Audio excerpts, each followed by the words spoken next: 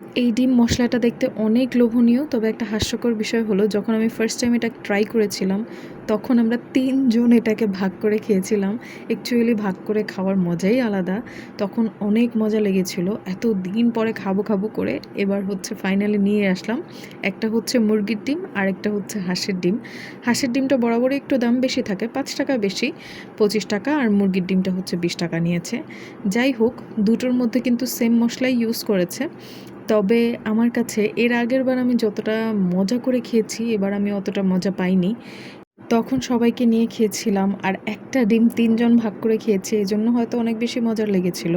তবে এবার আরও একটা রিজন থাকতে পারে, কারণ আমি হচ্ছে একেবারে ফুল ছিলাম, মানে আমার পেট একদমই ভরা ছিল। আর সবচাইতে মজার ব্যাপার হচ্ছে কি জানেন, আমি একটা পাকিস্তানি ড্রামা হচ্ছে খুব পছন্দ করি, মানে অনেক দিন যাবৎ দেখে আসতেছি। তো আপনারাও হয়তো দেখেছেন শের নামক একটা ড্রামা। তো ওই ড্রামার হচ্ছে আজকে লাস্ট এপিসোড ছিল। আমার মনোযোগটা অ্যাকচুয়ালি ওখানে বেশি ছিল, এটার দিকে কম। তো এই জন্য হতে পারে। যাই হোক, ড্রামাটা তো এনজয় করেছি। এগ না হয় পরের বার এনজয় করব। সবাই ভালো থাকবেন। আল্লাহ হাফেজ।